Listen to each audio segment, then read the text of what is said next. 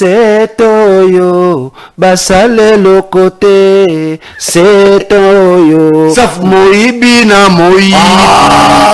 C'est ça le régime de Chilombo, non? C'est oyo basale le côté c'est oyo moibi na moibi. Dixit Nicolas Kazadi. Ça c'est fort. Nicolas Kazadi là-bas. Gratuité maternité pour la. Voilà où tu tiras le kuta. Gratuité enseignement pour la. Le kuta tika. Yorara.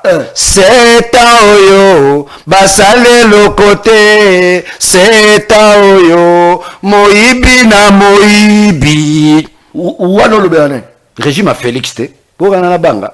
Au plus comme il faut bruit, c'est la vérité. Ba yibi na koyiba ba monta moni era Mobutu même era Kabila même era do ba régime to leki na mboko ya na régime te yibi ba mbongo ba monta de ta Félix 450 millions. 1 milliard 400. To yo ba carte d'identité obi ke 1 milliard et bima par ricochet na nazonga pa na yo. L'indépendance n'est pas l'œuvre de Lumumba. C'est l'œuvre de Kasavubu. On a voulu falsifier l'histoire. Le fait de vieille histoire. L'histoire à Lukuta. Daniel Tsafou. Papa Nana John. Tout ça, l'émission spéciale Bengi Sabatu Awa n'a démontré que non. Tout tika Lukuta, tout tika pour falsifier l'histoire. En voulant falsifier l'histoire, en voulant effacer Kasavubu, tout falsifier l'histoire à Bokalabiso. Les pères de l'indépendance, je les confirme, je mets quiconque à défi. C'est Kasavubu. Non. Moutakasa. Avec le roi. Un homme intègre. Intègre. Une intégrité morale irréprochable. Bon, Moutouana, les lois a refait référence à Bissonios. Et l'aider, vous verrez, le Mumba s'est dit unitariste.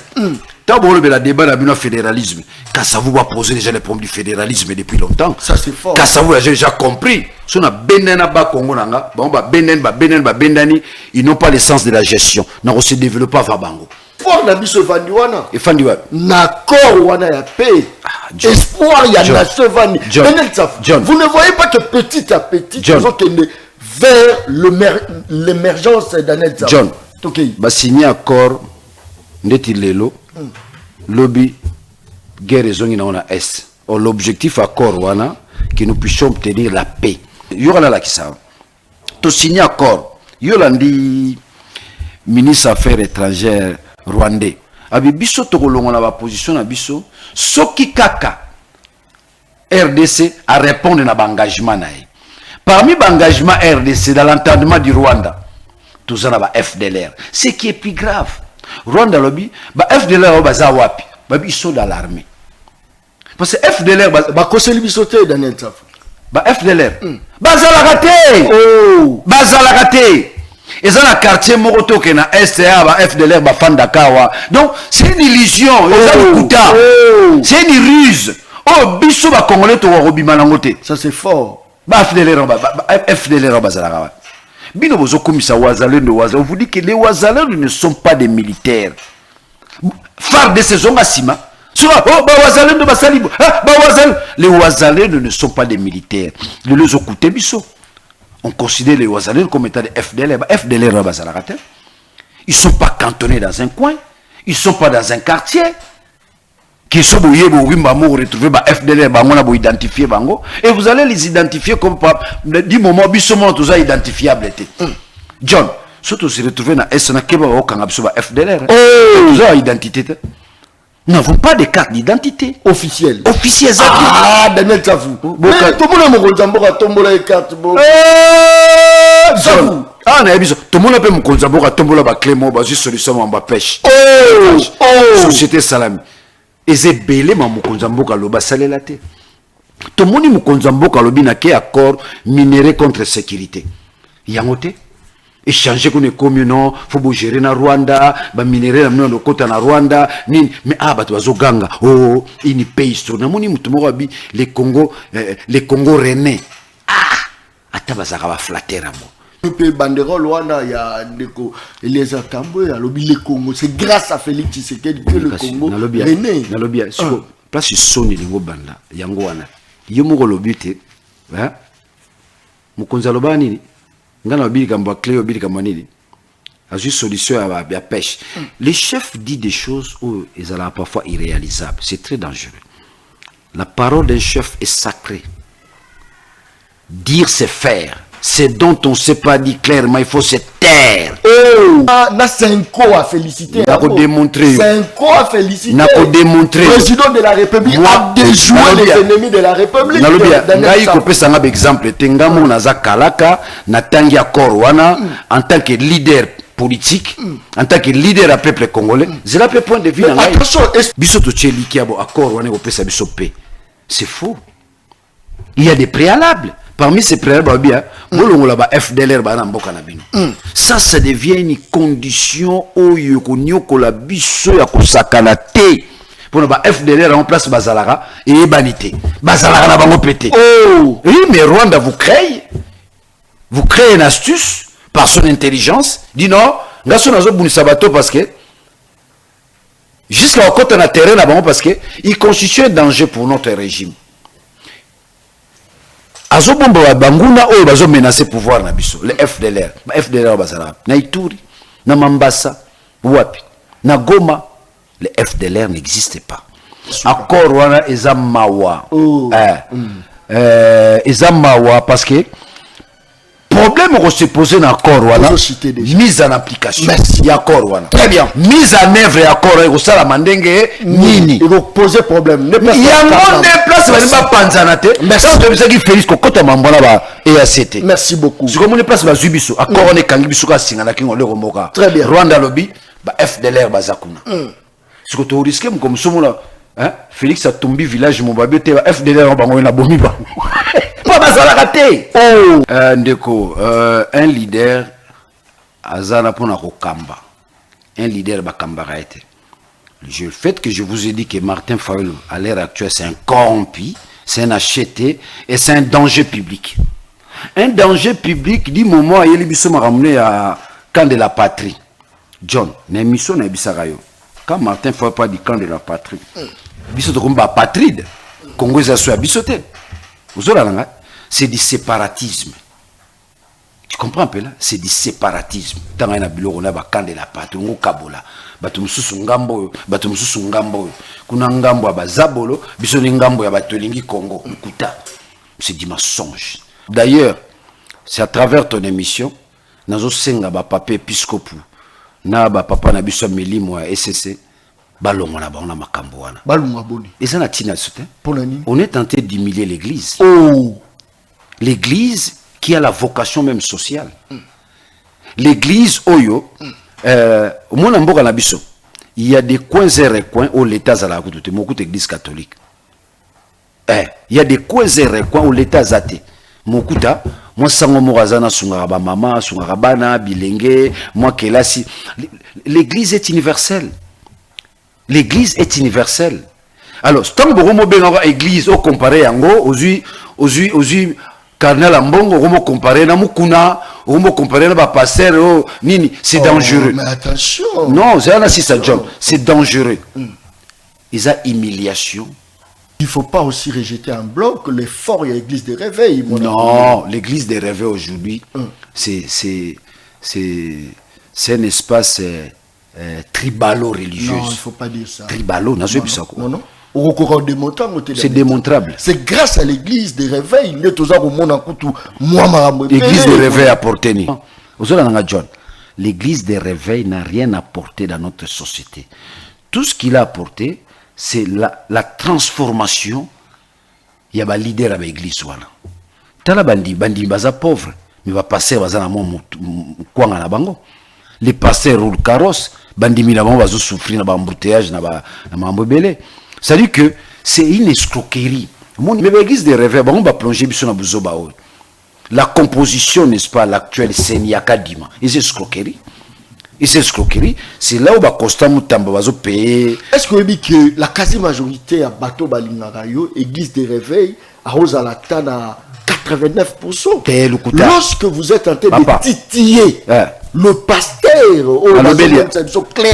j'ai bien défini les choses. Je parle des pasteurs protestants, n'a pas pasteur de la rue. So aujourd'hui, au monde n'a jamais sangwa zoba. Mon a passé à Zoba. Ah non, il ne faut pas dire ça. Je te l'ai dit. Pasteur Azoba Zaki. Ah bah, c'est belé. Ah, c'est belé. Pasteur, mais belé. L'envoyé. Ah, ça fait. Belé. Certains se sont limités à lire la Bible et à comprendre la Bible selon eux. Ils ont ça la Bible. Vous avez un problème dans la 15 ans, Pamba. Il faut éviter ça. Nani? Vous avez un problème dans la 15 ans. Il faut éviter problème dans la Nani? 15 ans. Ngana ebi. Na ebi 15. Attention. Na ebi était. À part télévision na mona ebi 15 ans. Naza mona Saint Alphonse. Naba Denis. Soko yebi singa so singa. Prophète Denis Lessi, attention. Ça c'est très bien. Tous les gars ils tapent à la dernière ça pour ne pas John. Oui, mon susu. Tant le bien m'embaji la linguette. Denis est à l'équipe na télévision. Oh, Daniel Safou, on la gila ingétité. Merci, moi, c'est un bêta type. Moi, c'est un bêta type. Le type sur le terrain, bêta pinda. Pour peut-être au début de 2006. Le sport n'a sali. Qu'on a un autre n'a raté. Aux autres, là, de bas Denis Lessi, Daniel Safou, n'a terminé, n'a bouqué même du beaucoup. N'a bouqué, on a tchama, n'a bouqué du beaucoup. Ce sont des aventuriers. Denis Lessi. Papa, non. Bon, surtout ça, dans un monde normal. On peut considérer celui-là comme un pasteur. Aboya distraction Asali bilanga, asali baban Johnny Kopamba, ebeti milolo Mais yo combat distraction na kata ba ministre. Très bien, Mokolola mon abino balanga une très grande émission na dimension ya continent d'Asie, émission na ngai, émission na yo, émission ya population congolaise en général. Je crois que techniquement c'est vrai, on n'est pas au point vu que des fois, il y a des coupures, raison pour laquelle nous nous sommes dit il y a aussi l'émission Bangonga Oyo pour la Bino Bana Congo. Voilà, tout le bail tout raté. Et le comment côté Bino Boza branché, Boba que tout ça en direct. Papa ou Bengi Maman, Maman Benga, le bas les journalistes non professionnels mais très efficaces, journalistes à Balabala, a bandi déjà émission parce que l'actualité, c'est vraiment que tout ça là en direct, tout présenter Bino émission. Le peuple parle, Michel Balabala, Balabala les akoloba nini, est-ce que courant les alliés, est-ce que maï les alliés, Balabala les akoloba nini, est-ce que insécurité et silito et silité, est-ce que Balabala ezui image ya sika, est-ce que batongi banzela na Balabala, tote Balabala za rotmitu na ba question, et belé, Balabala, et bimisa bango, bakoma, ba président de la République, ba ministre, ba député, ba mandataire, ba saleli balabala nini, lelo ba komi ba star ya média, ba saleli balabala nini, balabala za ko lela, mai za ko bimo BCP 0R, mais soke bimi qualité ya mai nini o ba za ko pesa la balabala, boza ko négliger balabala lelo. Lobi soki maponami ye bokoluka balabala te bino ba artiste musicien boza ko négliger balabala lobi tango lukometa concert oluka balabala te yo pasteur oza ko négliger balabala mokolo koluko sala peut-être évangile na yo to convention na oluka balabala te. La rue est négligée. Voilà pourquoi biso yo balabala bimisi tolobi tokotika te toko défendre balabala tina suka akomi likolo lelo comme loba moi je ne fais pas le débat de la rue bokomi ko ignorer rue rio e fuli bino likambo zalité ça c'est très bien biso tozali wana ba journaliste ya balabala pour te faire information ya balabala. Le lettre ouverte à son excellence, monsieur le président de l'Assemblée nationale, au sujet de l'accord de paix signé récemment à Washington. Boka actualité émission balabala. Ezali solo tokomeka kobeta mokolo malelo na kati ya plateau, il y a émission Le Peuple parle. D'après plusieurs sources locales, plus de 8000 militaires de l'AFC M23 auraient débarqué ce matin au port de Bukavu en provenance de Goma en vue d'une éventuelle offensive contre la ville d'Ouvira dans le sud de Kivu. Et ça vraiment l'isolo Toromeka Penda Kubeta. Je crois que l'image de ça là, c'est vraiment choquante cette image. Des images choquantes dignes de celle vie en Syrie, Bandekolanga, mais celle Cette fois-ci, c'est aussi de Kivu en RDC dans une zone sous contrôle du M23. Un homme a été abattu d'une balle dans la tête devant une foule puissante. En tout cas, ça lui passe Makasi. Je crois que l'image en haut, moyen que tu as rebalancé en haut, égalité. On ne sait pas qu'est-ce qui ne va pas. Bandeko Angai, Sotobeti Angote, et Zapenda Mawa Mingi. 65 ans après, Ezali Solo Torobeta, est-ce que Lumumba avait raison avec équipe Mobimba pour la recette indépendance? À quoi profite l'ARI de cette indépendance-là? Ezali Solo Torobeta Mokolo Malelo Nakati mission Le Peuple Parle. Vous allez participer, envoyer les SMS Torotangango Penza en direct, Nazan direct, Talazo Talanga, Lobidjo Nazan direct, Nazan direct, vous s'abonner à la chaîne YouTube Le Peuple Parle TV officiel. Honorable Daniel Safou, après Bakor à l'Obakité, 65 ans, il y a indépendance au RDC à l'Obipété. Mais en fait, aux années, il y a Katia Plateau. Daniel Safou. Oui. Botenayo. Botenego John. Bonne santé. Santé Zamalam. Neleko santé Sengé Zalaka Malam. Il est quoi Bitumba? Il est quoi Bitumba? Bitumba Makasi. Vous avez confirmé. Bitumba Makasi. Ngai opposante. Na telemiti. Na telemi ça peut peuple là ngai. Na opposant Bitumba Makasi.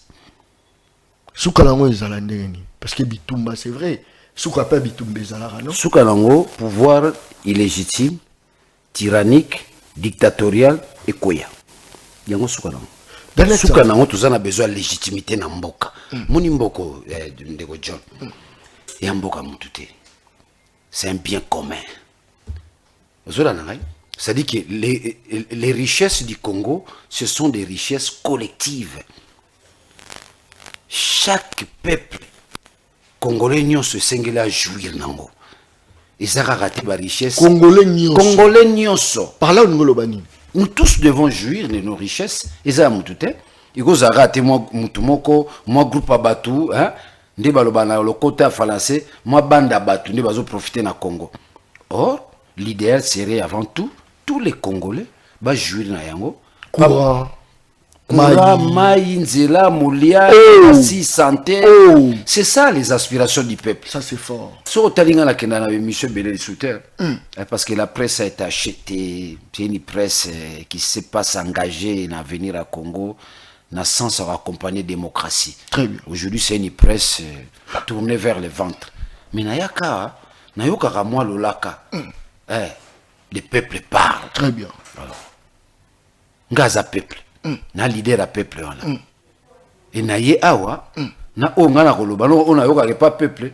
Naye Nangwe pas Nayo, peuple Ayoka.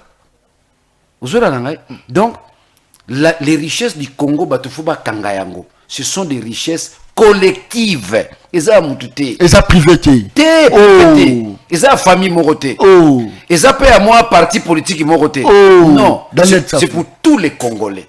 Du moment où les Congolais ne participent pas à la jouissance souana, il y a richesse collective. Tous en a droit au téléma. Tous en a droit au téléma. Qu'on stopper mauvaise gouvernance, qu'on stopper détournement, qu'on stopper tyrannie, qu'on stopper dictature. Bon, stopper n'a pas manière ni. Manière les arabes, manière les arabes stopper sa solution. Balabala. Le combat politique et bundamara la balabala.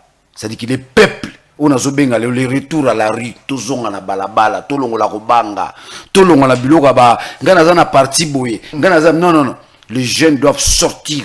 Na biloko il a liste so pongi pendant 65 ans. Ba parti politique ça. John ngana to ba congolais.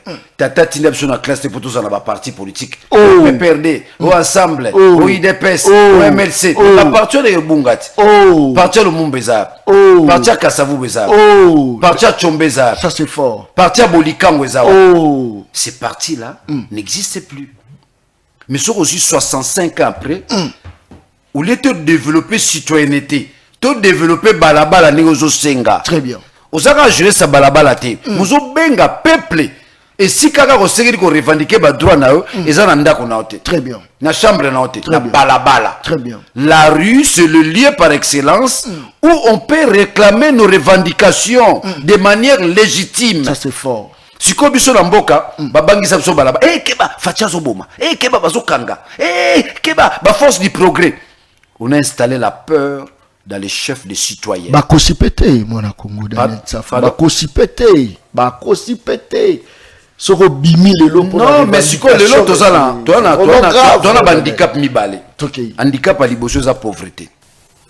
Ndi balobaka un ventre affamé na point d'oreille. Premier handicap tozala. Pauvreté za makasi.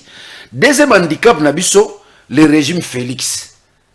Félix azana armée, azana police, azana ba service de renseignement. C'est pas Félix, l'État. Hein? L'État, non? L'État, ça l'a raté. On parle de non, Félix comme institution. Il y aura une distraction, une théorie. Aujourd'hui, dans ces pays, il n'y a plus la loi, il n'y a pas la légalité. Non, il ne faut pas dire tout ça. Tout est centré sur un individu et son équipe. Il n'y a plus la loi. La constitution de la République, il y a un tapis rouge à Félix. La constitution, les lois n'existaient pas. Les droits de l'homme n'existaient pas. Il y a un limbo là, tala. Ana armée, azana police, azana ba service à renseignement. Pas bilo on a tué sunga karaye, biso sunga biso te kulu nezali insécurité ba toazo kufa ba service on ezo sunga biso. On a lobby azana ngoza ye, eza biso te. Ceux qui zaki a biso peuple, kulu ne ngoza la te. Ceux qui zaki a biso peuple insécurité ngoza la te. Di moment où ba service on ezo exister pour sécuriser seulement le président et son équipe et sa famille. Mais le plus grand nombre, où ils ont peuplé, tous ont se retrouvé dans le loba, ils ont aillé. Mais tala, à ce qui a sali sous force du progrès. On a zobé le terrorisme d'État. C'est-à-dire que, peuple soit lingo bima na balabala, à côté de la force du progrès. Donc, ba Congolais, baboma na balabala. Ce sont ces deux éléments qui découragent aujourd'hui le peuple à se retrouver dans balabala. Ce que nous avons étudié, comment contourner ces deux obstacles. Comment on contourne pour te zonga na balabala on a zobenga les retours à la rue parce que en fait les retours à la rue est qu'on crée ce qu'on appelle les rapports de force parce que la politique se définit dans les rapports de force. Très bien. Alors rapport de force ni biso auto créer vis-à-vis na Félix et ça balabala. Très bien. C'est-à-dire que balabala on sotoyer comment te contourner force du progrès. Comment est-ce que tu zonga balabala tant bien que nzali Mignoko ezali, l'otiri ezali te, ma ezali te, pas si partout, mais auto bengi sursaut national. Non, il s'agit de notre pays. Congolais ou Tokala, batalicie citoyenneté, auto bengi civisme. C'est parmi les cours que moi j'ai enseigné au lycée. Vous voyez que John Yambotena comme journaliste, nazalaki pe molakis. Na tangisi pe na école où ils a répété. J'ai enseigné au lycée Sacré-Cœur. J'ai enseigné dans Don Petit, j'ai enseigné à Imba, j'ai enseigné dans plusieurs écoles. Yambotena tika musala, na kota la musala ya journalisme, na tika pe musala na kota la musala politique. Donc, c'est-à-dire que nous avons apporté quelque chose. Très bien. Nous avons éduqué les jeunes. Le nazo senga ba jeune wana, bo bima na babiloko nga zala na MLC. Nga zala na PPRD. Nga zala na ensemble. Non, sortons de ces partis politiques. Importance dans les années. Non, bah partis politiques ont des années. Et ça là. Dis-moi, les partis politiques ont des missions. Très bien. Conquérir les pouvoirs et enseigner le civisme au peuple. Très bien. C'est-à-dire quoi? Citoyen, c'est-à-dire que montrer aux citoyens congolais responsabilité à combat bazana pour la destinée à Mboka. Si vous appartient au salarié, ceux qui appartiennent à l'bureau au Kangama, mais il n'y a pas une formation civique, il n'y en a pas. Quel est le degré d'enseignement civique à IDPS? Quel est le degré d'enseignement civique à PPRD? Quel est le degré d'enseignement civique à Ensemble? On a dit Libata. Ensemble. Libata. Qu'on se le dise. Ensemble est implanté. Au monde, on a Kinshasa. Au monde, on a Bako, on a Bandung. Bazo escroqué na banka Tumbi. À présent. Tout est installé dans Kisenso. Sur Bako Sakaye. Donc tous ces partis politiques ont échoué 65 ans après. C'est-à-dire qu'ils sont contre les militants, ils sont pour les patriotes. Non, c'est-à-dire que nous devons quitter le militantisme. Ça c'est fort. Et Sungi Bissoté durant 65 ans. Le militantisme c'est soldé à nos de boudin. Très bien. Parce que présent dans une autorité morale.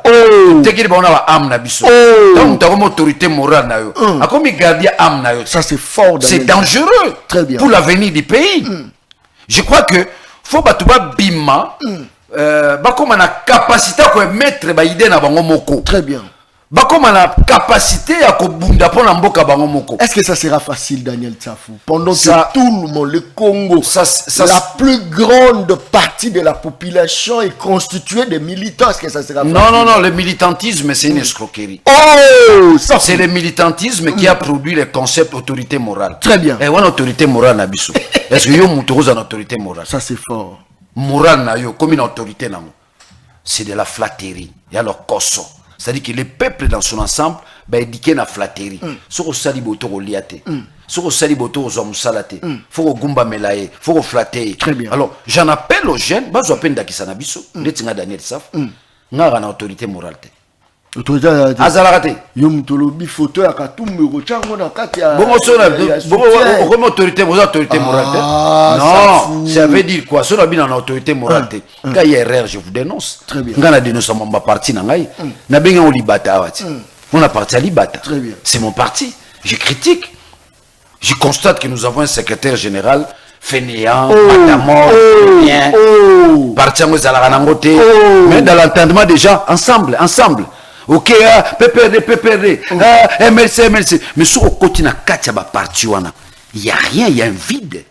Vide d'idéologie, vide de la doctrine, vide même des engagements citoyens. Il n'y en a pas. Très bien. Daniel Tsafou, tofongola nanu moi nini. Lipanda. Te, tokokota. Toujours que na ombela malembe. Batu balobi, au critiquer Martin Fayulu par défaut. Or, comment Martin Fayulu les a nobles? Akakuta na mokonza mboka, po yebisa il faut yamba. Et c'est ça na 5 ans.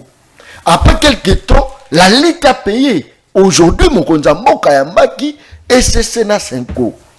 Na même idée wana, nomoni mokonza mboka lelo ba corps ya paix au 5 ans apesi yango longonya. Est-ce que tu vois que Daniel Tsafou lelo na média y est passé na Martin Fayulu pardon parce que c'est le seul et l'unique opposant à la capacité à resanisa balabala malobonga muna.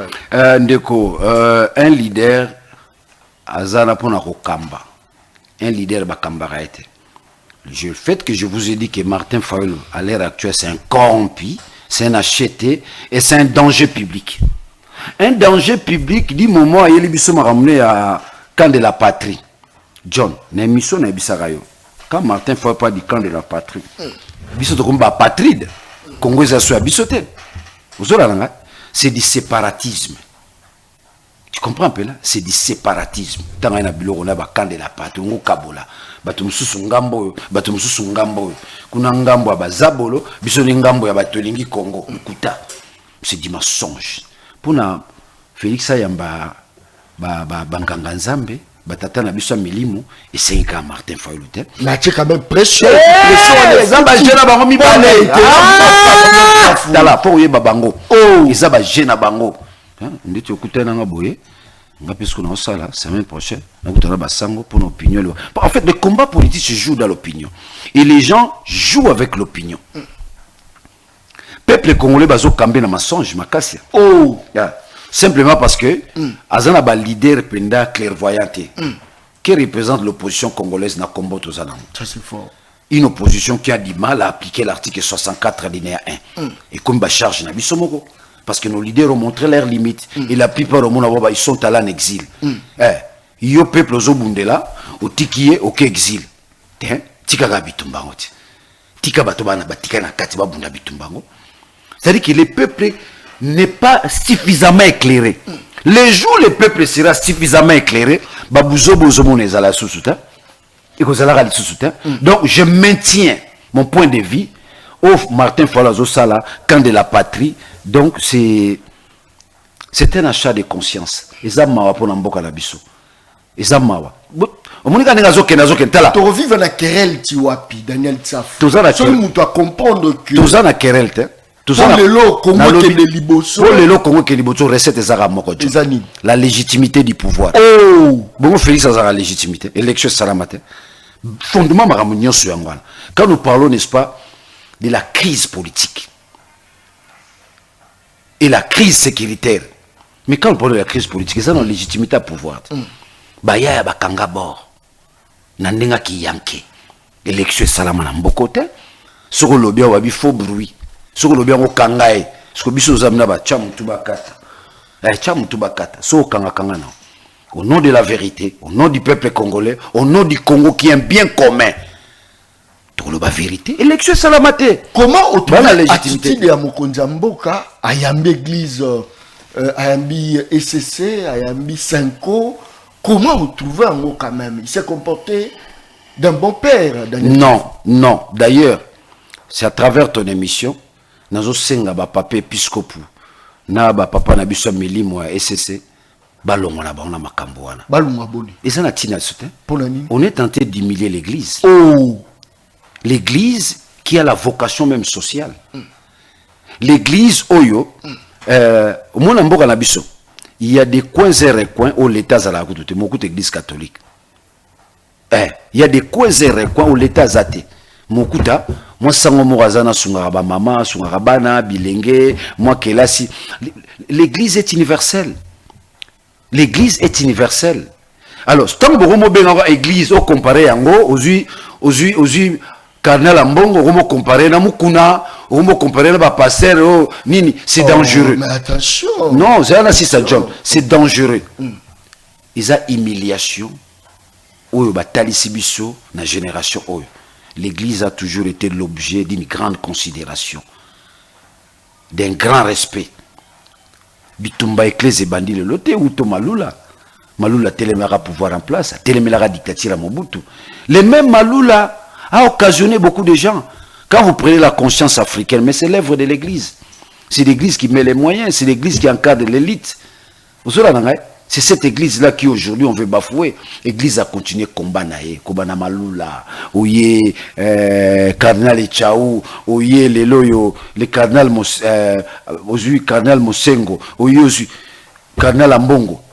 Les lobes ont saboté l'église. Oh non, faut beau sanganana, pasteur, des pasteurs. Mais il ne faut pas aussi rejeter en bloc l'effort de l'église de réveil. Non, l'église de réveil aujourd'hui, c'est un espace tribalo-religieux. Non, il ne faut pas dire ça. Tribalo, non, non. C'est démontrable. C'est grâce à l'église de réveil. L'église de réveil a porté. Comment ma balade? Pas ma balle, c'est l'église de réveil à porter. Non, il ne faut pas dire ça. Mais dis-moi, l'église de réveil à porter quoi? Sa vocation, c'est quoi, l'église de réveil? Qu'on prie à langue. C'est ça, l'église de réveil. À vocation, église. Mais attention, l'encadrement. Quel encadrement? Sur l'église de réveil, exact. Mais c'est fini. John, prédication. John, notre jeunesse n'a pas fait Yamboka. On a compris que c'est une jeunesse qui chante pour les individus. C'est une jeunesse corrompue. C'est une jeunesse dans la corruption. C'est une jeunesse dans le détournement. L'église des réveils n'a rien apporté dans notre société. Tout ce qu'il a apporté, c'est la transformation. Il y a un leader à l'église. Tala bandi baza pauvre. Mais va passer à bango. Les pasteurs roulent carrosse. Bandimi va souffrir dans l'embouteillage, dans l'embouteillage. C'est-à-dire que c'est une escroquerie. La Chine a été maintenue des siècles. La colonisation japonaise. Notamment, l'église. Moussala Bilanga, Bolonara Matongulu, Bokenara église. Mais les jours où ils ont tourné le dos à ces églises-là, la Chine s'est retrouvée libre. Donc, pour le biso namboka na biso, oui, c'est simple. Tant tata mo konzabino, faut vous sang la peine avec l'église de réveil. Mais les églises. Ezama bête. Non, parce que actuellement, l'église de réveil, ils ont battre plein. Yokangai, Ezama be makasi. l'église des réveils son service à Félix. Ah. C'est démontrable. Alors catholique pèse à la service et opposition. Non, opposition de gagner. À la service à opposition. Catholique a une vocation prophétique. Il y a qu'à défendre le peuple. Il n'a rien à voir avec l'opposition. Vous savez, mais l'opposition c'est ça là. Et que tel te bazana katote. Toi une église athée. Église ça la likamuna mutute. Église ça la na boanya na maele nae. Il faut reconnaître la formation éducative. La formation scientifique au Congo est biaisée. Mais l'église garde encore l'orthodoxie. Ce aujourd'hui, au monde n'a jamais sangwa zoba. Mon monde n'a pas passé à zoba. Ah non, il ne faut pas dire ça. Je te l'ai dit. Pasteur Azoba Zaki. Ah bah, c'est belé. Ah, belé. Pasteur, mais belé. L'envoyé. Ah, ça fait. Belé. Certains se sont limités à lire la Bible et à comprendre la Bible selon eux, à ça l'église. Mais l'église catholique, un pasteur protestant, il a le profil d'un prêtre jésuite. Un pasteur protestant, il a le profil d'un prêtre jésuite. Un prêtre jésuite, hein, pour la comme jésuite, au minimum au moins 2 licences. Au minimum 2 licences. Donc, dans Nzambe, n'a pas pasteur, j'ai dit protestant. Hein, pasteur autour de ce monde à l'ambina tongo, église, je parle des pasteurs protestants. Ils ont un profil intellectuel. Comme un pasteur protestant, s'il n'y a pas de prérequis scientifiques et théologiques. Vous savez, bazana boanya, bazana maël. Tant papa mokonza yambi, alobino, bosangana pena, pasteur, il y avait l'église des rêves. Mais l'église des rêves, on va plonger biso na buzoba. La composition, n'est-ce pas, l'actuelle Seniaka Dima. Et c'est escroquerie.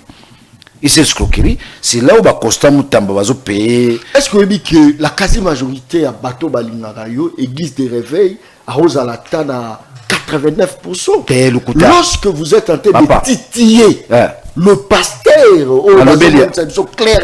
j'ai bien défini les choses. Je parle des pasteurs protestants, n'a pas pasteur de la rue. Ils n'ont rien assimilé comme connaissance théologique. À la Moukina Tongo, Saint-Esprit et consort, Abandoté à Batou.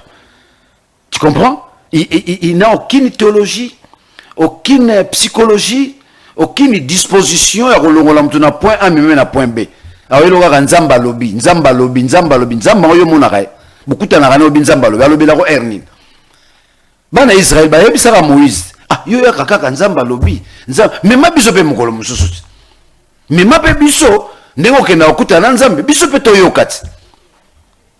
C'est de l'escroquerie. Ces gens-là sont au service du pouvoir. Ils ne sont pas au service du peuple. Pour nous démontrer, ils ne sont pas au service du peuple. Composition à Séni.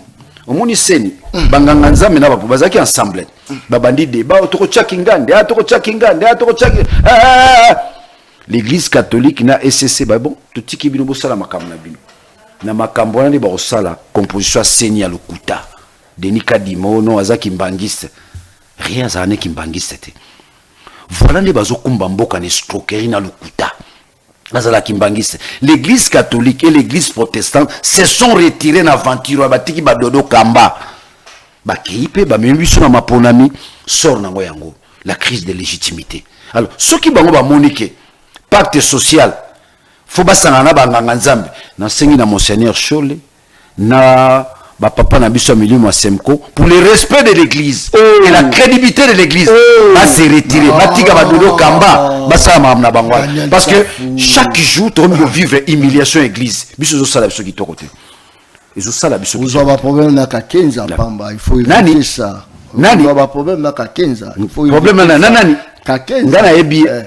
Na ebi Kakenza. Attention. Na ebi était. À part télévision na mona ebi Kakenza. Ngaza mwana Saint Alphonse. Na ba Denis. Soko yebi singa so singa. Prophète de l'île ici, attention. Ça c'est très bien. Tous les gars étaient pour aller dans net pour ne pas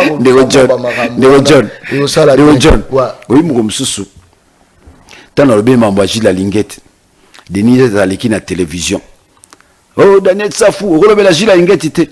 Merci moi c'est un bêta type. Moi c'est un bêta type. Le type sur le un bêta penda. Pour peut-être au Denis les citer. Non, il bende. Papa là, tala. Nga ceinture noire na judo na mukumbusu. Sport na sali. Kuna na nzoto na ngate. ozolana de ba Denis Lesinga Daniel Savna téléminé na bouquet même liboko na bouquet on a tchoma na bouquet liboko ce sont des aventuriers Denis papa non bon surtout ça na mboka monde normal on peut considérer celui-là comme un pasteur. Attention. Comme un prophète. Non, attention. Hein? Bandimi. Webi ngana ebi na agini. Pona image. Webi na ebi la gai. Non, je m'en fous. Je ne veux pas avoir de problème avec Dieu. C'est la politique. Dans un pays sérieux, certains à l'époque, non, jeunes. La télévision, les gens crient à tout ça. Toucher l'écran. Toucher l'écran. Les gens qui ont un niveau escroquerie. Et jusqu'à aujourd'hui, nous avons tous vu Denis Les Bakangie dans la prison pour escroquerie. Nous avons vu la nudité de Denis Les, Denis Les. Mais comme nous sommes dans un pays qui parle de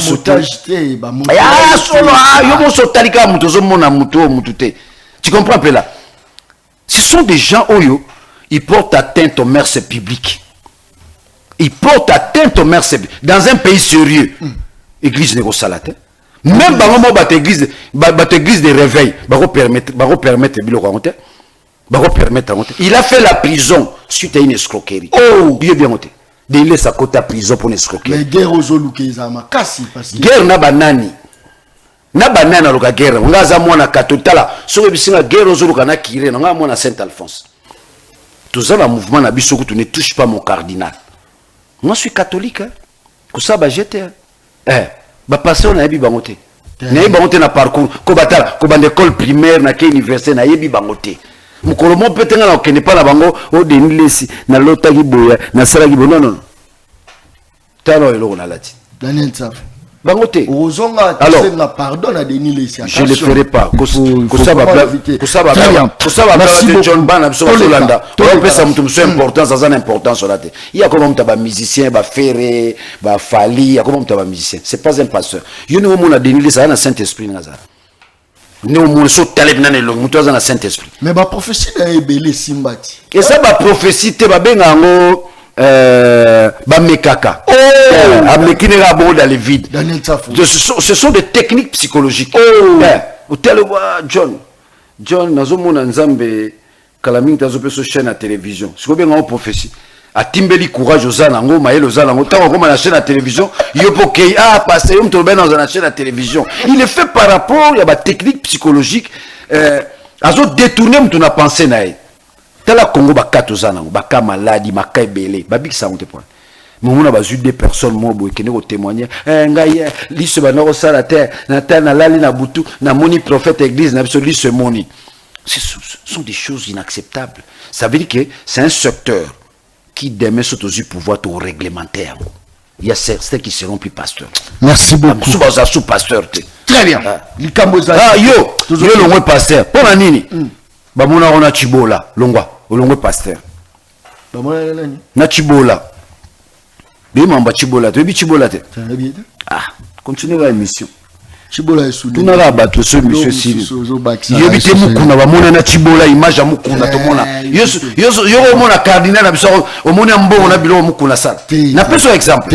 Donc c'est-à-dire que dans les jours à venir nous devons mettre de l'ordre dans ce secteur là. C'est un secteur où les lois ils ont nuire bato suffisamment. Le côté côté, il n'y a rien de Nzambe là-dessus. Merci beaucoup. Saint-Esprit qui m'a bango, comment le Koswambongo, on est sous présidence. Oh yeah, le Koswambongo. Koba Sambela, Pomboke. Bon, pendant Sambela, Mboke comme la niveau ni.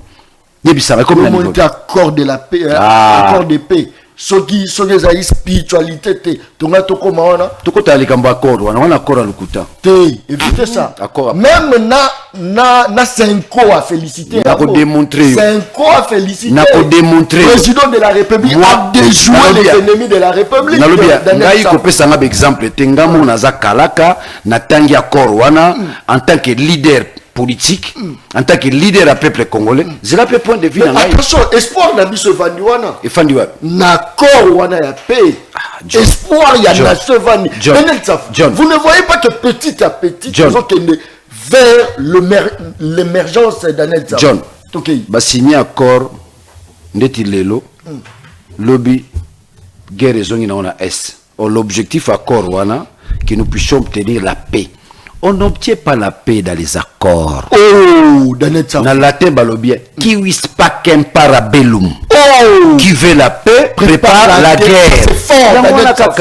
Il n'y a pas autre chose, John. Qui vis pacem para bellum. Qui veut la paix prépare la guerre. Oh. Pour préparer la guerre, il faut avoir une armée. Pas n'importe quelle armée. Une armée dissuasive. Il faut construire l'armée. 7 ans au pouvoir. Félix a fait quoi? Il n'a fait que recruter les mercenaires. À majorité quand même, moi il y a été armée. Quand on a armé, ça y a John. Une armée dissuasive, formation, casernement, logistique. Formation, vous recrutez des jeunes, vous formez bango, casernement, il faut que vous camp militaire, John. Quel des soldats vivent dans camp kokol. Ataba matisse salaire on est tout en tôle. Vie à sur des années. Tomé bango quand même hôpital. Papa na le sika mutala. Notification ba chadar. Non, John, ça fait pas tout ça les missions à sentimenté. Moi j'ai passé mon temps dans la commission défense et sécurité. Soda ba bomba kai. Soda za pena libota. Soda za na moi ça za na bana ba olala. Na balabala. Kene na camp kokol. Je le répète chaque fois, ce bon monake, absence de volonté Félix Rotonga, armée, qui est dans camp kokol. 4-5 familles, on l'a nanda komoko. Tanda ko zate. Qui est dans camp kokol. Est-ce que Mikolo zone diguna? Na camp kokol. Nzela nanga chaque jour. Na ba camarade diguna. Ba ninga nangé belé to na demi abaza na camp kokol. Mais dans net à l'époque toi non mona ba soda ba mandia. Ba benga ba blessé de guerre. Est-ce que mona ba ngolu susu depuis après a Félix John. Tant aux à l'époque, le Congo c'était une puissance. Tout ça qui puissance, faut toute la puissance en mode Kiwap. Comment nous avons pu détruire notre force nous-mêmes? Le Congo c'était une puissance. Bamboko Zomona, des pays comme des Tchad sont dans un problème, ce sont nos commandos qui partaient intervenir. Sur aux guerres à Tchad et Libye, ce sont nos commandos qui ont mis fin à cette guerre-là. Nous étions une puissance. À telle enseigne que les petits Rwanda ne pourraient pas se mesurer à nous. Yomoni, pendant tout ce temps, les Rwandais nous faisaient du mal. Parce que bon exemple, nous étions une puissance, on a détruit cette puissance-là par la corruption, par les tribalismes, les népotismes, les clientélismes, détruit puissance Wana. Nous étions une puissance, nous étions une fierté au cœur de l'Afrique. On parlait de nous. Congo, ils ont payé mon star. Tout ça va star Congo. Nous avons résolu le problème, il y a caoutchouc. Piné, moni piné. C'est nous, grâce à nous, les caoutchoucs provenaient d'ici. Nous avons mis fin à la guerre mondiale. Avec notre uranium. Nous avons œuvré, n'est-ce pas, à travers l'humanité. Et belé. Mais les lois, mbokango komi zololobo ndengeni. Pourquoi nous sommes plus une puissance qu'hier nous étions une puissance? Comment nous avons pu détruire notre propre puissance? Destruction des bandits depuis et bandits quand? Destruction des bandits par l'absence de la légitimité. Tant Mobutu a eu pouvoir en 65, John, en 1964, les seuls ministres, dans une année, à répondre à nos besoins sociaux à peuple, Moïse Tchombe. Sur tout Mikolo, ceux qui ont connu l'histoire, en 1964, les Congolais se sont retrouvés. On a Zobenga, la richesse collective. Tous les peuples doivent jouir de cela. Mais pourquoi ça la banale? C'est plus Lumumba, parce que Lumumba avait plus d'impact pour assurer indépendant. Non! C'était Azak quand même extrait. Jamais! Et pourquoi Tchomba a continué? Vous posez une question à Malam. Oh! John, Mboko yo soto mimona ki mutema mabe pour s'en sortir. Yo moni na télévision batie ba président ba Kamba Congo ba longole longa Kabila.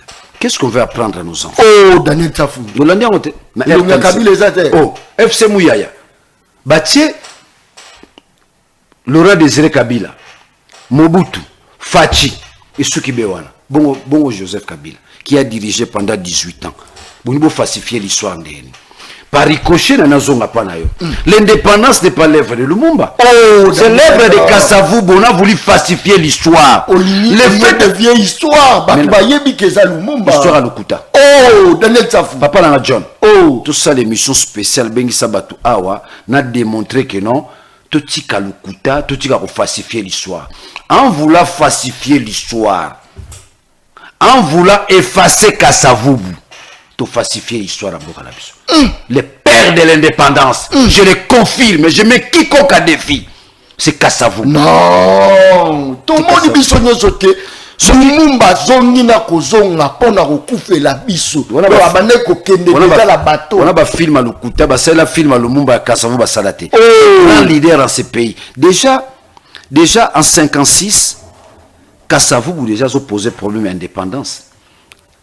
Kasavubu c'était une élite, c'est un intellectuel. Il ne faut pas comparer Kasavubu à Lumumba. C'est le jour et la nuit. Lumumba c'est un autodidacte. Il n'a pas fait l'école comme Kasavubu. Ah oui, Lumumba n'a pas fait l'école comme Kasavubu. C'est un autodidacte. Il a appris à écrire, à parler en tant qu'autodidacte. Mais Kasavubu a un cursus normal. Mais c'est ça la différence. Mais Kassiézé escroquerie à Lumumbiste. Qui sont ces Lumumbistes? Ce sont des Mobutistes. Tous ces Mobutistes sont des Lumumbistes. Leur mission c'est étouffer, falsifier l'histoire, effacer Kasavubu dans l'histoire. Les grands leaders c'est Kasavubu. Il n'y a pas une autre personne. C'est pas pour lui devenir président. Yo moi Namboka ni batombo le premier ministre, basi par président de la République. Le président c'est Kasavubu, père de l'indépendance. Tous ont fêté 65 ans en intelligence, en leadership, en argumentaire. C'est Kasavubu. Daniel Tsafou. Oui, mais tant comme une table ronde. Lumumba Zalagita. La table ronde. Lumumba Zalagita. C'est Kasavubu qui réclame. Yamboto banda basisi toi na moko yande ko na biso za na kasho qui s'appelle Lumumba. Ce qui a commis nano até biso beto banda débattre. C'est Kasavubu qui fabrique Lumumba, même dans l'histoire. C'est Kasavubu qui réclame Lumumba. C'est Kasavubu qui nomme Lumumba par ordonnance présidentielle. Il a nommé premier ministre, il y a premier gouvernement. C'est Kasavubu quand il prend les pouvoirs en 1960, Mundela Tali, ce monsieur c'est un gestionnaire. Surtout Tiki Bongo Congo et Kende Liboso, va créer la rébellion. Parmi les premières rébellions, c'est au sud du Kasaï. On crée la première rébellion au sud du Kasaï. Il faut créer la rébellion, la sécession katangaise. Tout ça c'est pour étouffer Kasavubu. Parlons blanc. Déjà en 59, sans le 4 janvier 1959, le Congo n'aurait pas eu l'indépendance. Il y a le maître. Il y a le 4 janvier 1959. C'est Kasavubu. La Bako. C'est quoi Lumumba? La bateau moni bakufa. C'est quoi Lumumba pour faire la nuit? Bateau moni. N'est-ce pas Kakufa est pour la lite? Oui. N'est-ce pas Kakufa qui pour l'indépendance? Oui, Lumumba, s'il faut les catégoriser pour les jeunes qui nous suivent, c'est la patrie. Il faut rejoindre un niveau patrie, c'est les pères de la patrie. Mais les pères de l'indépendance, bon, Somi Nabiso, c'est Kasavubu. On va différencier Bango. Kasavubu na Lumumba. Lumumba, c'est la patrie. Kasavubu, c'est l'indépendance. Il faut différencier Bango. Vous comprenez? Lumumba pose le problème de la patrie. Vous comprenez? Mais il ne pose pas le problème de l'indépendance. Ça, c'est l'œuvre, n'est-ce pas, de Kasavubu. C'est le leader redoutable. Tant qu'on va bengi Bango na conférence d'Accra.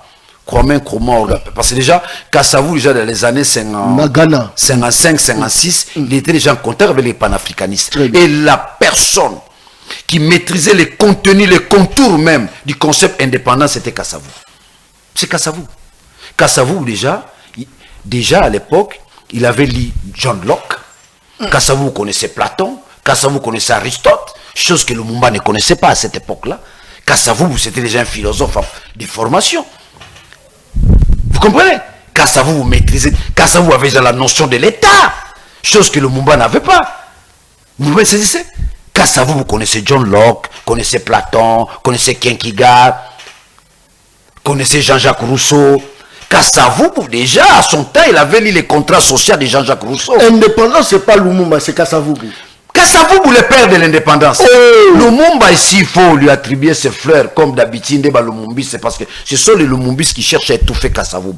Nous devons restituer l'histoire. Les grands leaders, c'est Kasavubu. Tant même, on peut savoir, on va visa. L'homme blanc avait peur de Kasavubu. Les révolutionnaires, c'est Kasavubu. Kasavubu avait les discours. Kasavu avait la Mathésis universaliste. Kasavu avait la Gijotte. La personne, exemple, Moro Babilenge Baeba. Kasavu a suivi un cursus normal. Le Mumba Tangate, avec autodidacte. Même s'il est plan comportemental. Même s'il est plan comportemental, Kasavu est irréprochable. On reproche beaucoup de choses à Lumumba. Lumumba Iba raté. Place à Vaner Osala. Aïba. La société brassicole. Aïba. Aïba. Lumumba. Nalobia, tant bakangi Lumumba na kacho, bakanga était pour la politique. Bakanga pour la gestion. Lumumba. Héros quoi. Bon, héros on a le bâtiment. Vous aurez des problèmes avec les lumumbistes. Je m'en fous. Ils sont pas sérieux. Ils sont en train de falsifier l'histoire. Et ces lumumbistes là aujourd'hui, ce sont les kabylistes. Les lumumbistes. Bamoboutistes. Vous avez qui comme héros, nous avons un président de la République, Nathalie John Salem Moussale Belé la chaîne, comme il héros. Il y a un monimbo qui est bien, le Lukuta na Lukuta. Et Lukuta, là, il va continuer parce que ce sont des moboutistes qui nous disent aujourd'hui. Mais il y a un autre qui Laurent Désiré Kabila, Mobutu, Tshisekedi. Bon, Joseph Kabila. Il ne faut pas baber Sabana na biso. Il ne faut pas falsifier l'histoire. Mais c'est déjà comment soutenir la rébellion sera comique Tangisa Makila na utanga est-ce qu'il faut qu'à bataille est-ce que image na faisons là-bas IDPS na régime ne va fonctionner dans le comme manipulation so soko senda mo na intimidation za na kati mensonge lokuta okoka lokuta ya kosakana te na mona na ba réseaux sociaux au trompatier généralement pour les opérations à l'est. Tel niveau le kuta. Si déjà vous falsifiez l'histoire de votre indépendance et a fortiori histoire oya simeko za ndengeni. Vous faussez déjà ba donner na mboka au leader c'est Kasavubu. Yo moni ba sali film le mona film à Kasavubu. Film on peut va sala lukuta na lukuta. Les Kasavubu c'est les redoutables. L'homme intègre. Lumumba n'est pas un homme intègre, il a ses mérites. Il a mené la lutte, il a mené le combat. Ça, c'est son mérite. Mais l'intégrité morale, c'est Kasavubu. À quelle mission bon etikali à Zongisi. Modèle et gestion. Na Congo Awa. Repère. Qu'on a relouqué place de soutien. Qu'on a les États-Unis. Qu'on a relouqué les États-Unis. Azali Awa, c'est Kasavubu. La bonne gestion. L'intégrité morale. C'est Kasavubu. Ça n'a rien avec le Lumumba. Les qualités humaines. Il y a Kasavubu, Lumumba zana ngote. Lumumba zana ba qualité na le combat, il a mené un combat, mais le combat politique dans ce pays c'est Kasavubu. Ba floua image. C'est Kasavubu ba floua image, ba falsifier histoire. Ça reste à vérifier. Ça dit que les chercheurs congolais et l'élite congolaise est dans la falsification de l'histoire. Parce que en cherchant à étouffer l'image de Kasavubu, il y a quoi effacer Kasavubu, automatiquement vous falsifiez l'histoire. Nathalie Sogara, yo moni mboka nini, le tout premier président ya mboka wana, balobela kaete. Lumumba, namarambo et sengene balobela kara, Lumumba pumbwaka, Lumumba ndeko pumbwe. Ce que vous voulez apprendre à nos enfants, présentons à nos enfants une histoire vraie. Très bien. Kasavubu, Mbutakasa, roi, un homme intègre. Intègre, une intégrité morale irréprochable. Bon, Moutouana, les lois a référence à Bissonios. Et les deux, vous verrez, le Lumumba s'est dit unitariste. D'abord, le débat dans le fédéralisme. Kasavubu a posé déjà les problèmes du fédéralisme depuis longtemps. Ça, c'est fort. Kasavubu a déjà compris. Si on a Benena ba Congo nanga, bon ba Bendani, ils n'ont pas le sens de la gestion. Non, on se développe pas Vabango. Le fédéralisme, Kasavubu. Parce que dans ces pays, il faut savoir que nous avons des unitaristes et les fédéralistes. Les unitaristes, bangona ba lumumbis. Les fédéralistes, biso ba bakiste. Donc il faut ba jeune ba histoire. Musala ba parti na absolument sala yangala. Ba parti na so ba ba chekombo. Yo to chao, yo na funa, oza candidat. Yo wapi, yo na moamba, c'est tout. Il n'y a pas un travail teinté, n'est-ce pas, d'une intelligence devant enseigner la jeunesse congolaise du civisme. Donc, quand on a des difficultés, c'est-à-dire qu'on n'a pas formé les citoyens. Il y a un azoboua kambela, ba jeune, bobi manabilo kowana, beaucoup de citoyens. Ils ont la bateau soana. Yazam ta IDPS, yam ta PPR. Est-ce que nous avons ta IDPS, vous avez ta Congo? Votre Congo, division Bandiwana. Et Bandiwana, tous ces partis politiques, ça c'est fort. Il n'y a pas une intelligence qui caractérise ces partis politiques-là. pour conduire citoyen, azala capable, il y a s'engager à venir en Bokanaï. Très bien. Le Congo n'a plus de citoyens. Merci beaucoup. Il y a des militants. Et puis, ils ont IDPS. Et puis, ils ont ensemble. Ils ont MLC. Ils ont PPRD. Sortez de toutes ces histoires-là. Il a qui s'y va limite, 65 ans après, il nous faut une grande révolution doublée d'une intelligence réelle. Par Congo, il faut au Québec. Parce que Nani. Nani. C'est là où la question est autour de Nani. Dans la fin de Daniel Safouti, la fois passée, sur plébiscité a conduit la grande révolution. Dans nos nous puissions nous engager dans la révolution. Et le lieu par excellence de la révolution, Yango Betara c'était Tamonios, balabala. Les retours à la rue, il faut tout zonga na balabala. Sans peur. Pourtant, on se banga, mboge komi amutuana. Ndeko John, problème tout ça on a Congo, batuso bazolanda biso, ezaka un problème moko. Surtout résoudre le problème on a Congo que bosso, la légitimité du pouvoir. Ba kambaka biso 30 ans. Mobutu a fandi peuple a voté été 30 ans. Tu es l'issousoa Chilomba kangi biso soit en otage. Élection salamate na 2023. Salamate. Ba député au monarana. Donc ça veut dire que nous avons les institutions illégitimes. Tozo vivre na katia dictature. Donc peuple congolais sera télémi pour dire non à la dictature, non à la tyrannie. Tout quel liboso. Le vrai problème c'est la dynamique interne. Mais quand même d'accord, on est quand même progrès non Daniel Tsafo. On s'attendait quitter. Mais quand même le président de la République, c'est un patriote compétent. De par ma formation, un philosophe, un journaliste, un juriste. Moi je suis politologue, moi je suis ceci. Mais je te dis que de par ma formation scientifique, je suis philosophe, journaliste, juriste. Ma formation, donc ça c'est un scientifique.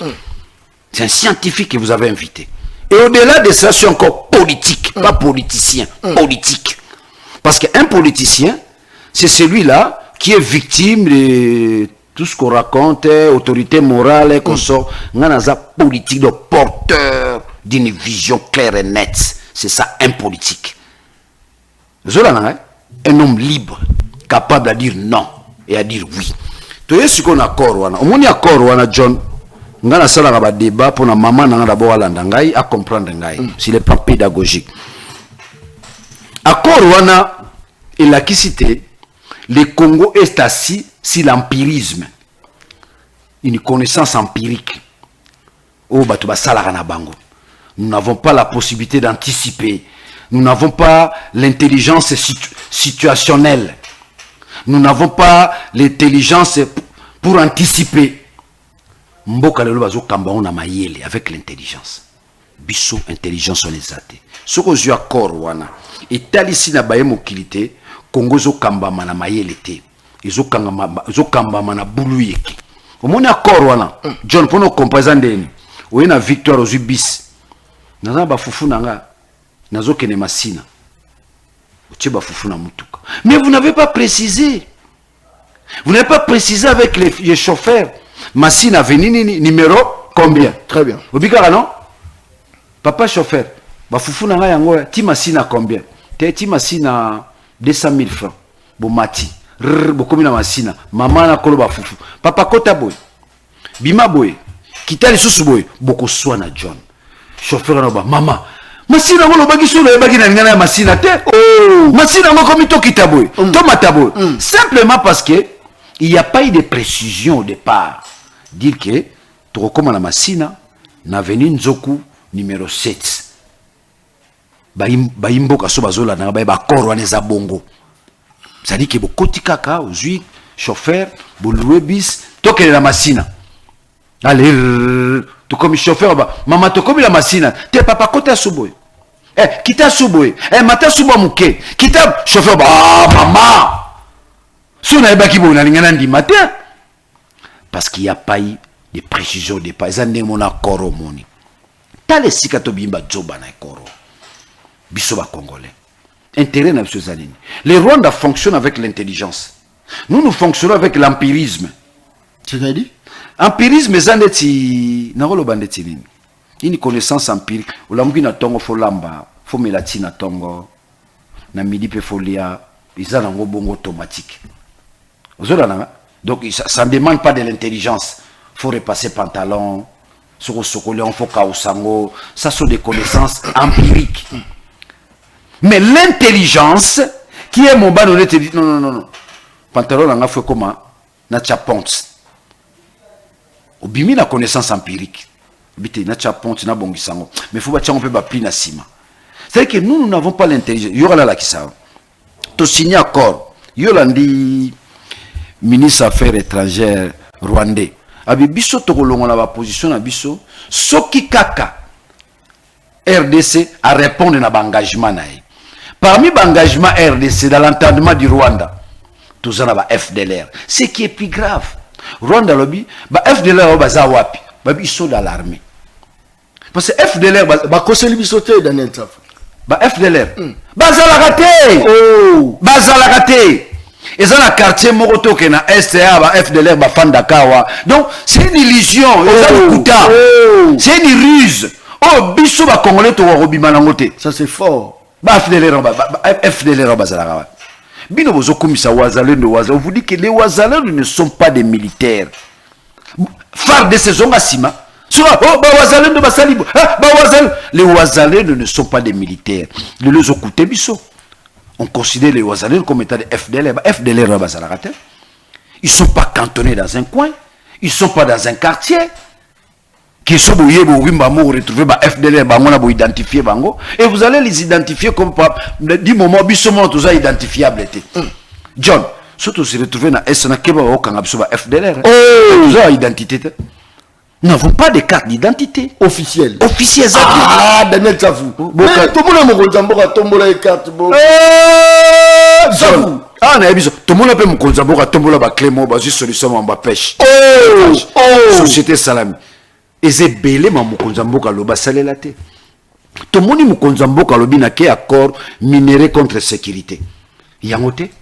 Échanger qu'on est communaux, faut gérer na Rwanda, ba minéré na no kota na Rwanda, ni mais batu bazoganga, ini pays sur na moni mutu mo abi les Congo Rennais. Ata bazaka ba flatter amo. Mais makambo zo continue. Réellement au lendemain à Koro, il n'a pas tort, na moni pe banderole Rwanda ya ndeko Eliezer Tambwe ya lobi le Congo, c'est grâce à Félix Tshisekedi que le Congo est né. Na lobi place soni lingo banda yango wana yo moko lobite hein mukonza loba nini ngana obili kambo clé obili kambo nini azu solution à pêche les chefs disent des choses où ils sont parfois irréalisables, c'est très dangereux. La parole d'un chef est sacrée. Dire c'est faire, c'est dont on ne sait pas dire clairement, il faut se taire. Mais oui, il y a honte aux vivre. Bon biso to tcheli ki abo accord wana ko pesa biso paix. C'est faux. Il y a des préalables. Parmi ces préalables, ça devient une condition où il y a pour le FDLR en place Bazalara et Banité. Bazalara n'a pas pété. Oui, mais Rwanda vous créez une astuce par son intelligence. Dit non, parce que jusqu'à côté de terrain là-bas parce que il constitue un danger pour notre régime. Azobombo wa banguna oyo bazo menacer pouvoir na biso le FDLR bazala na Ituri na Mambasa wapi na Goma le FDLR n'existe pas. Mais bino bokeko changer bokeko signer accord o bozobela maman Wagner moi je suis azamayele moi c'est terrain kitoko mayele monte zawana à partir à Congo mon maison ni makaka Daniel monde ba se kabiso donc ça dit que c'est un accord on est allé signer un accord c'est dans les stratosphères les choses ne sont pas encore définies il n'y a pas de détails pas de détails exacts prévenez que Bambo Ozonga sur le 25 cette fois-ci pour réajuster les tirs voilà mais le fondement il y a accord tout ça n'en déjà.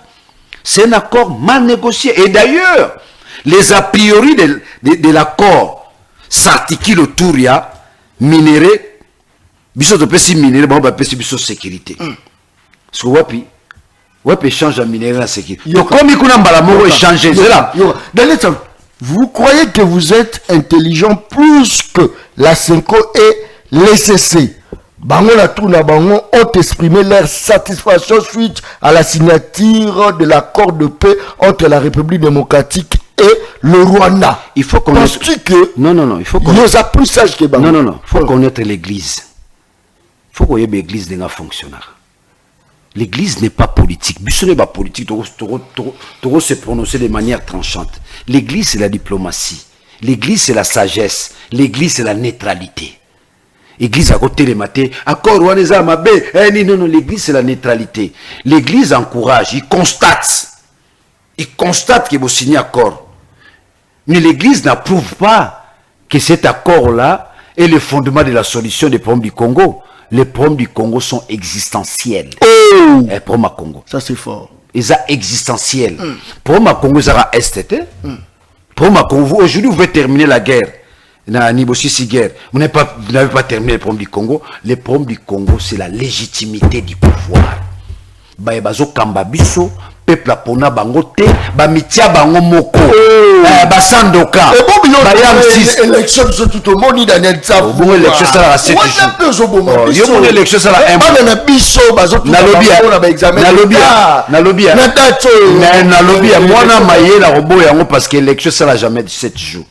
Problème na biso ça kaka ntsangwema. Est-ce que bikamba mabele tout ça là qui Babylone solo ba population si ya mabe. Population yo que comparer gestion ya Félix na oya Kabila pendant que l'homme a géré pendant moins même de 10 ans et l'autre a géré plus de 18 ans mais ce qu'on tali na terrain par rapport à Biloko et Salami c'est les jours et la nuit. C'est Oyo, basale le côté, c'est Oyo, Moïbi na Moïbi.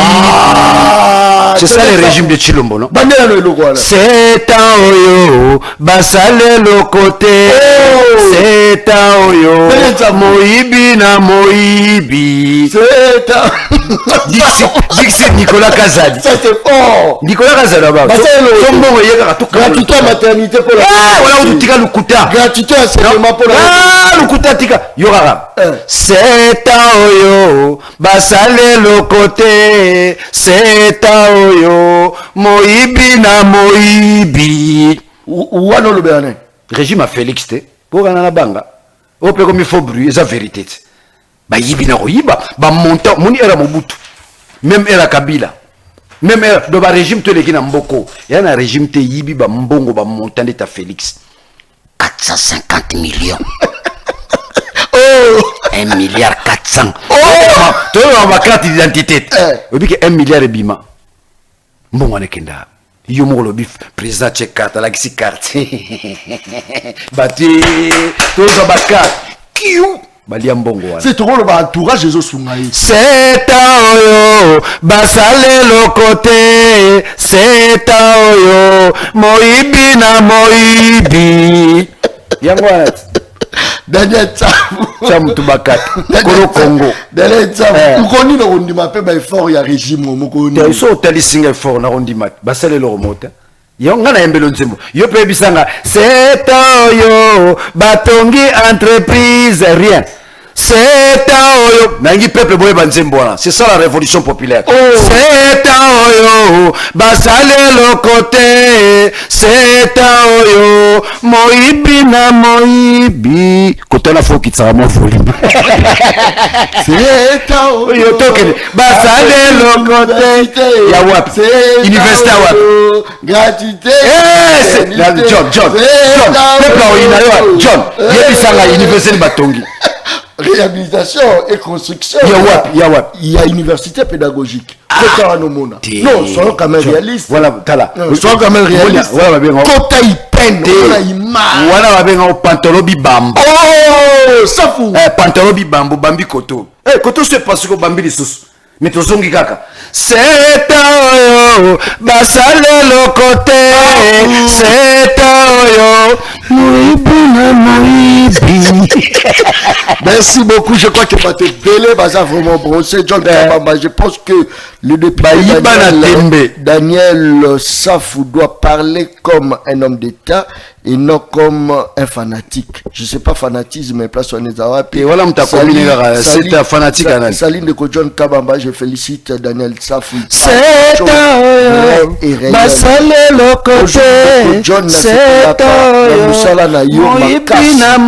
voilà, ça c'est très bien. Oh, c'est un peu longtemps que yo chamwa ba vocal c'est peuple à l'amour na babiloko yo. Oh, comme mabele. Kongo na yo. Ntsangwema dikamba mabele ntsangwema Kongo na yo dikamba mabele ntsangwema tokoela nini. Que le citoyen Safou nous donne son numéro de téléphone. Ça c'est très bien. Saline de John Kabamba, j'aime bien votre émission, j'aime ta manière de faire l'émission. En tout cas, vous êtes resté le seul et l'unique journaliste proche du peuple. Mais John, aussi sinon on va accord. Tu as vu qu'un accord on a prévu la cogestion. C'est-à-dire que bazo considérer bisoto zongi na sima avant même indépendance. Vous savez sur aux 8 traités de Berlin, on dit ceci. L'Occident habite toujours au Bamboka au proto-colonisant. Mais ils ont prévu des mécanismes. Il faut lire le professeur Banzamale là. Un siècle après, nous allons confier les pays aux nationaux. À condition que, base en administration, base en la police, base en l'armée dissuasive, en un mot, comme on a maturité à gérer Bouzouina Bango. Mais nous, on a constaté que le régime est à mesure de gérer Bouzouina Bisso, ce que j'appelle les richesses collectives, tous à mesure de gérer. Quand vous prenez cet accord-là, on prévoit même la cogestion. Il y a un parc en Abisso. Oh! Mais oui, non, autant il y a un accord, mais au nom de la paix, c'est quand même... Au nom de la paix, Tokuzonga na point de départ. Après cet accord, suite la bango ezani nanga na Kabila. Et s'il y a intérêt politiquement, Félix a déjoué bango. Oui, liboso ezalaki constitution. Ah, Félix a changé constitution. Faut changer constitution. Constitution a bien été. C'était pratiquement un paradigme. Constitution. Mbalamoli kamba constitution nini. Et bunga. Si vous comme accord. Ce sont des gens qui n'ont plus d'arguments. Bazan est là à représenter le peuple congolais. Ils ne sont pas en mesure de répondre aux aspirations du peuple. Nous avons mis le peuple dans Kadiosha, le Kouta dans le Kouta. C'est un accord, c'est une comédie. Escroquerie. Et puis attaque au Bongo. Et l'autre il sauve Mboka, ça fout. Et l'autre il sauve Mboka. Oui, il a libota, tant besoin de libota. Toujours chité. Et l'autre il sauve libota, mon so ebango. Tote ka lupango za na masina. Mbongo wana. Totinda papier pour na traitement. To sunga pe mama na malade azobela makolo. Et l'autre il sungaka ba yebaka yango. Biso le ozo sunga biso to yebate. Mboko za Félix toza biso nyonso soki yazuli kanisa kosunga biso na nzela akoro wala alimbolela bisongo atalisa bisongo les tenants les aboutissants bino bosula biso akoro moko flou un accord qui nage dans les stratosphères tozoye bango te ngala tunaka mama yoki mambo bakoro wana mwana nazoye bango te babi kaka ndeti basinya akoro bo guerre si na s nde mama ebisinga information malamoko nde kaka basinya akoro mwana mwasi wana mundele wana kitoko wana ndenge signé boye guerre esili. Mais regardez les deux ministres ntango bazoloba oyo alobi yambo te biso tolongwa na baposition na biso. RDC faut répondre à l'engagement. Parmi l'engagement RDC, on reconnaît qu'il y a le FDLR. FDLR, on va soutenir Rwanda Bazar la armée. Donc les Rwandais vont auditer notre armée. On va auditer notre armée. Oh, armée de alliés, symbole la souveraineté. Merci. Et là, on va s'engagner Bakango Bazola Nangaï. Accord, on a violé Biloro Mibale. Il y a Liboso. Indépendance Nabiso. Oh! C'est Cet accord-là crache si les pères fondateurs. Oh, Safou. Place le Mumba Zalina Kazoba Tchega Liboro. Oh, Daniel Safou. Ah, Chilombo. Faut pas dire ça. Batchega Liboro. Kassavou Moula Lumumba. Batchega Liboro. Voilà premier aspect. De manière pédagogique. Merci. Pour la Kinoa, Imbo va comprendre. Merci. Cet accord crache sur notre indépendance. L'ipanda Nabiso. Oh. Deuxième possibilité, cet accord-là viole notre souveraineté économique. C'est-à-dire quoi? Tant que le biais est un accord, il faut co-gérer na Rwanda. Donc, biso doza mesure à gérer. Ça c'est fort. Nous ne sommes pas capables. Na ba parc na biso. Ba niamo nzamba pesa biso. Faut gérer na Rwanda. Ba lieu za 7. 3 lions, lion morazo bela. To sala ndeni. O to tuna na Rwanda. Ah. Ruga regirigu rugiri omrambu olobenini photo tuna na koto muyaya. Il y a la congestion. C'est-à-dire que tant aux Ulipanda, on suppose que nous avons atteint la maturité et la capacité de gérer nos richesses collectives. Nous avons insisté richesse collective. Solution nini safaro proposer poto bima na esclavagisme pas congolais bazokufa solution ngwana bazobetara kara pacte social et église catholique na SCC, c'est-à-dire que les Congolais doivent se retrouver autour d'une table. Oui, que Kabila est humble. Si Kabila n'était pas humble, il allait se cantonner 1 plus 4 ringozate mami kitisi nanzela ko sangana ndeko bota 1 plus 4 yozala président yozala vice-président, yozala mbemba no mona zaki déjà président na quoi na yeti. Akanga quoi na déjà. Akanga quoi na yeti. Mais par l'humilité ya Kabila, komi kitsa Kabila, ba sangani bango nyonso et le monde nous a aidé là-dessus. Ba bimisi 1 plus 4. Iloko lazo senga na ba bazo kamba biso lelo, baza na komi kitsa netsa Kabila. Lo lende futarate. Le lendo biso to comment ensemble yo monter que la violation de la constitution de Daniel Safou. Constitution à la route de Namboko. Il y a la constitution de ce pays.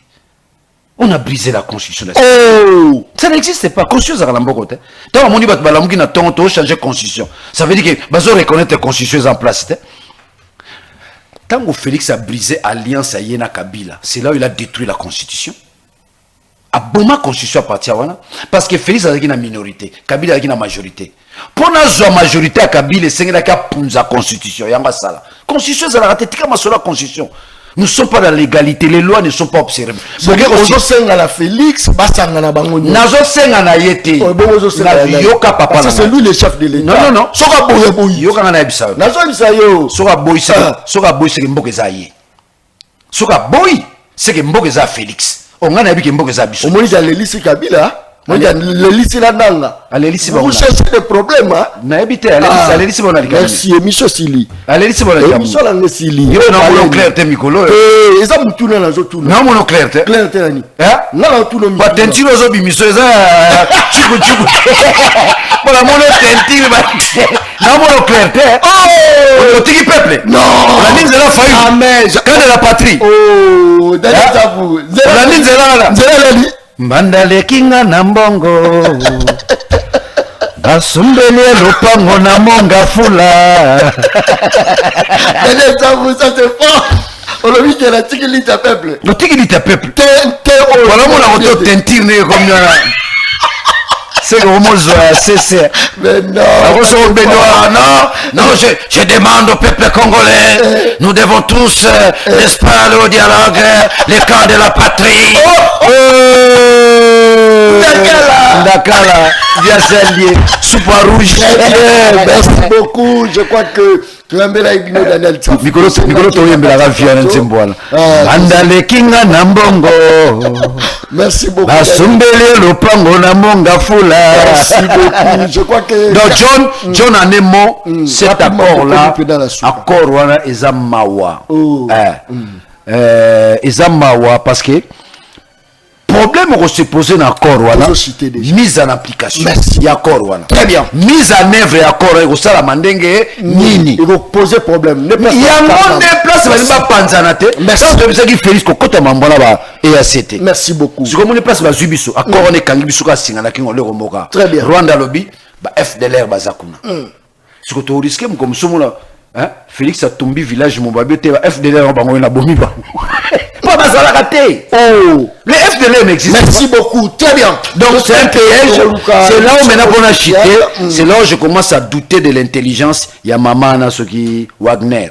Si vraiment elle était suffisamment outillée, suffisamment intelligente, Alinga qui a décelé piège à Rwanda qui sous-tend que les FDLR sont ici. Ça c'est fort. Donc Balamon a douté la mayele na. Merci beaucoup. Kakadesi na lobaka émission ngeza bala no émission bala présentateur nango les journalistes non professionnels. John Abosani pardon, moi communiquer muke bat bazolanda batuna biso. Toi na réunion na 17h. Ba 5 pe numéro na Europe ça. Toi ils allaient sécurité. T'es promis insécurité ni. Déjà na vivre en insécurité. Bozwa bik na feuille bozwa numéro ya Daniel Tafu. Insécurité ni. Insécurité ça te. Donc on va beta bomba motobalia.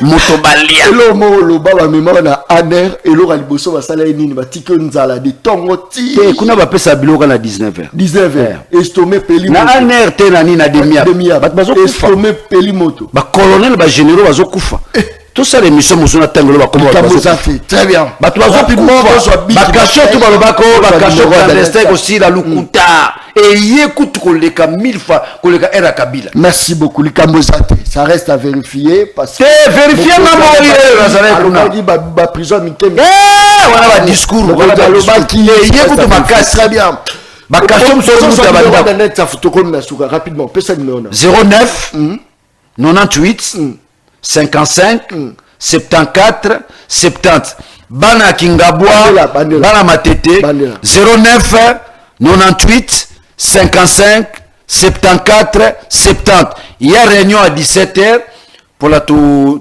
checker la réunion à 17h Matete Kingabwa tout ça la réunion sikamoko binomo boyebi place réunion za la pour moi tout le bezati la révolution populaire de la numéro maman Matete 09 98 55 74 70 kozwa numéro te pono finganga zwa numéro pono tutanga ba réunion révolution populaire. Merci beaucoup. Retour à balabala. Très bien. Merci beaucoup. Kakalesi la lobaka émission ngeza baleine baliaka na mokolo moko tinda monda monde baliaka baleine. Moi John Kabamba naza mwana ya pasteur tatalanga kufa azaka pasteur église apostolique ou boyo kaka ya apostolo batika. On va faire pasteur.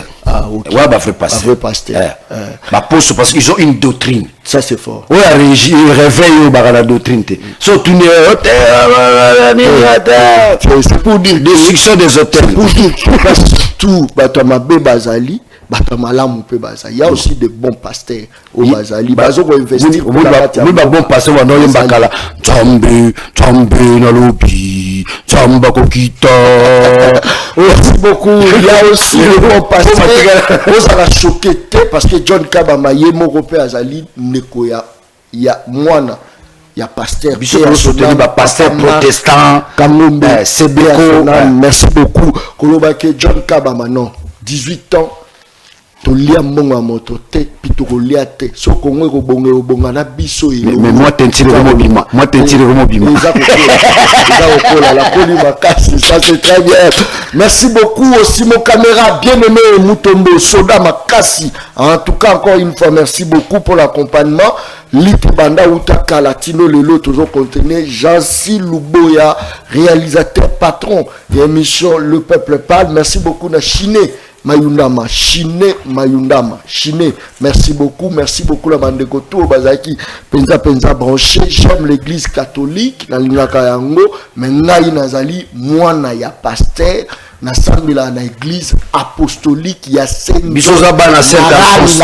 Bisoza bana Saint Alphonse Maranga et puis na lingaka église ya Makasi ya François Mutombo voici l'homme pour na nini po atonga ba hôpitaux apesa batu misala atongi ba école atongi ba chaîne ya télévision la vocation sociale en tout cas la vocation sociale François je le salue là où il est François et puis au moins na mamla bango tega ba nini obiso be photos za na basango au moins na biloko la François il est resté doctrinaire. Ça c'est fort. Là je le salue là il est.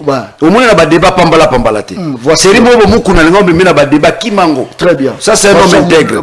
Je le salue là il est. François Mutombo je te salue. Kokota mambo ya ba nani ote kuluza munene ekitibo kokota mwana te yaza sa polémique kipema mwana oya ba école ba nini tu es un homme social. azana nzela église santo très bien, merci beaucoup, œuvre sociale, merci beaucoup, ça c'est très bien. Zaka yepete ba église eza ebele Denis les attaques crémerie au cara au crème bana ça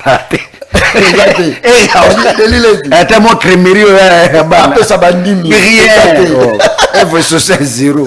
Merci beaucoup, très bien. Tokutani mokolo ezoya bos abonner la chaîne YouTube Le Peuple Parle TV officiel. Tokutani mokolo ezoya, merci et bye, merci. Distraction,